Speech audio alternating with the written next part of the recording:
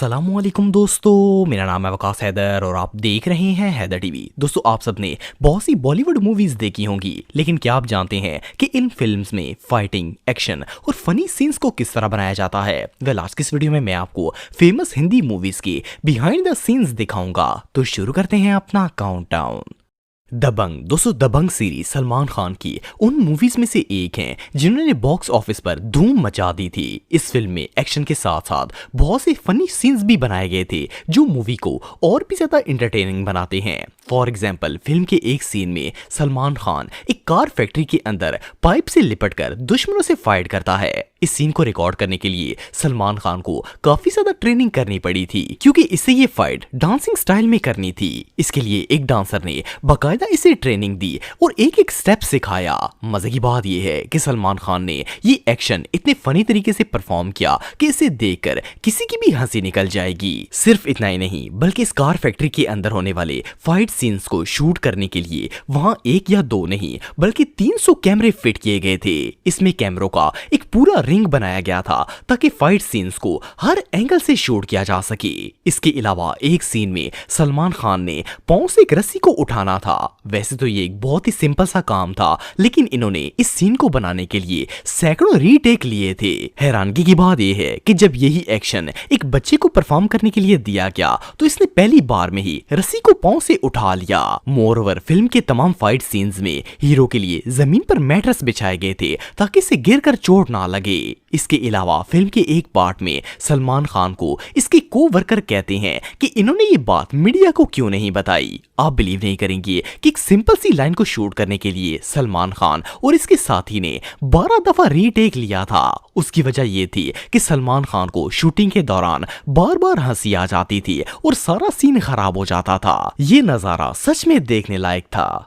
Chennai express. दोस्तों, Chennai express Shahrukh Khan की एक ऐसी फिल्म है जो लव और कॉमेडी का परफेक्ट कॉम्बिनेशन है। इसे साउथ इंडिया में शूट किया गया था और इसकी स्टोरी भी इन्हीं के कल्चर पर बेस्ड है। इस मूवी के एक सीन में शाहरुख खान बाइक को घुमाकर वहां से भागता है। मजे की बात यह है कि इसने ये सिंपल सा सीन बनाने के लिए दर्जनों बार प्रैक्टिस की थी ताकि वो बाइक को अच्छी तरह ड्रिफ्ट कर सके। इवन कई बार तो वो बाइक से गिर भी गया, पर आखिरकार ये ड्रिफ्ट सीन रिकॉर्ड हो गया। इसके अलावा एक और सीन में जब इनकी जीप पहाड़ से दरिया में गिर रही होती है और शाहरुख खान इसे रोकने की कोशिश करता है, वो सीन भी बिल्कुल रियल था। इसमें शाहरुख खान असल में पत्थरों पर ढलान से घसीटकर जीप को पीछे से पकड़ता है और जीप को रस्सियों से रोक दिया जाता है। मोरओवर, चेन्नई एक्सप्रेस में ट्रेन के जितने भी सीन्स रिकॉर्ड किए गए हैं, इनमें ज्यादातर चेन्नई रेलवे स्टेशन पर शूट किए गए थे और इनमें से एक सीन ऐसा था जिसे रिकॉर्ड करने में 6 दिन लग गए थे। इवन चलती हुई ट्रेन को शूट करने के लिए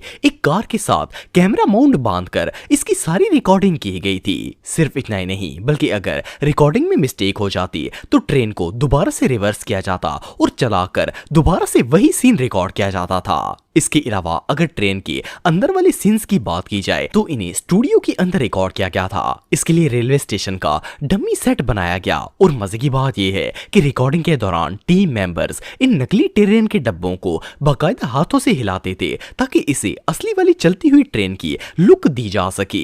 इस फिल्म का सबसे रिस्की सीन वो था जिसमें ट्रेन एक वाटरफॉल के पास से गुजरती है। ये सीन गोवा के दूध सागर रेलवे ब्रिज पर रिकॉर्ड किया गया था। इसके लिए फिल्म के मेंबर्स रोज सुबह 3 बजे उठते थे और 1 घंटे का सफर करके स्टेशन पर आते थे। जिस ब्रिज पर यह सीन रिकॉर्ड किया गया था वो सिंगल ट्रैक था और वहां से थोड़ी थोड़ी देर के बाद ट्रेन गुजरती थी। सबसे मुश्किल काम यह था कि ट्रेन आने से 2 मिनट पहले टीम मेंबर सारा सामान ट्रैक से हटाते और जब ट्रेन गुजर जाती तो पूरा सेटअप दोबारा लगाया जाता ताकि रिकॉर्डिंग की जा सके।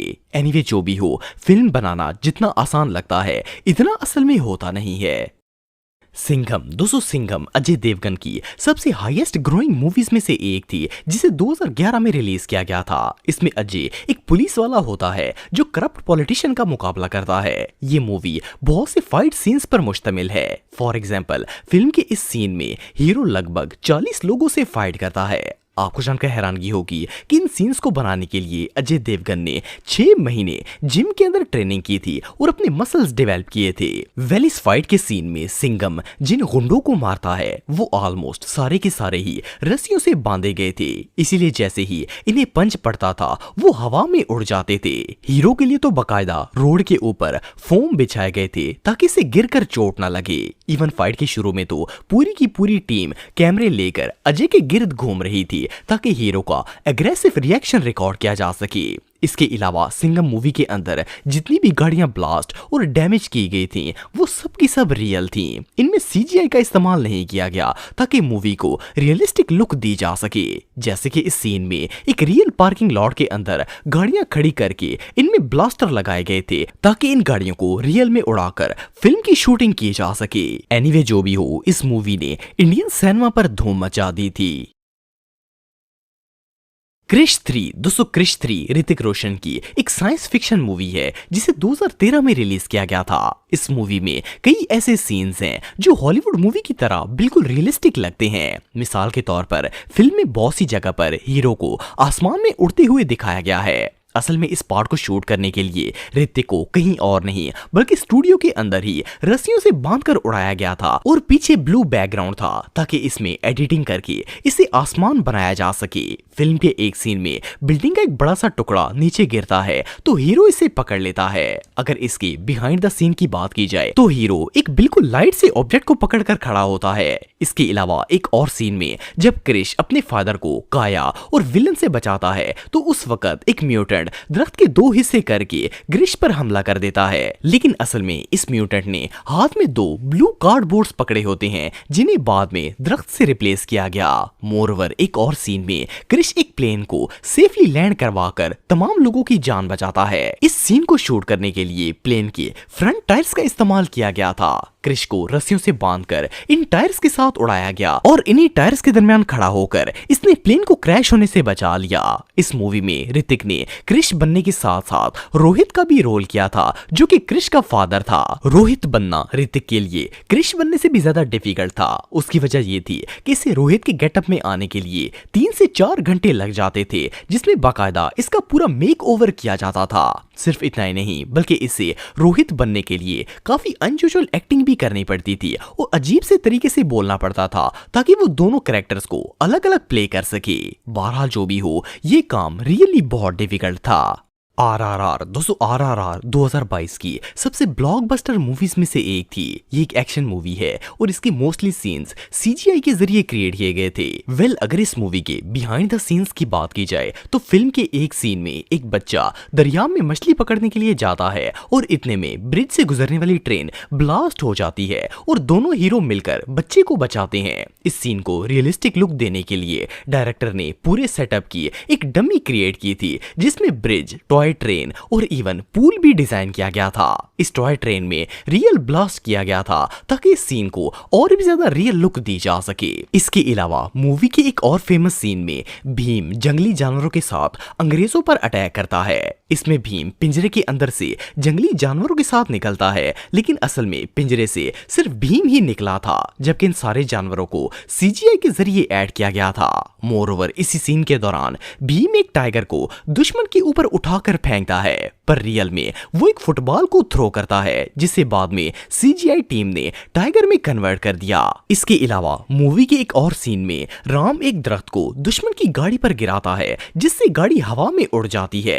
एक्चुअली इस पार्ट को क्रिएट करने के लिए गाड़ी को एक क्रेन से बांधा गया था ताकि इसे हवा में उड़ाया जा सके। सिर्फ इतना ही नहीं बल्कि गाड़ी के ऊपर जो दरख्त गिरता है इसे भी सीजीआई की मदद से क्रिएट किया गया था।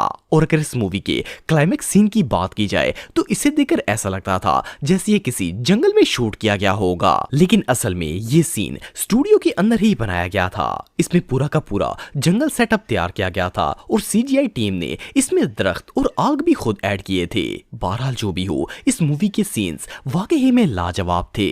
तो दोस्तों आज के लिए बस इतना ही। उम्मीद आपको वीडियो पसंद आई होगी। अगर आप मुझे इंस्टाग्राम पे फॉलो करना चाहते हैं तो दी हैदर टीवी पे आप मुझे फॉलो कर सकते हैं। मिलता हूं आपसे नेक्स्ट वीडियो में, तब तक के लिए अल्लाह हाफिज।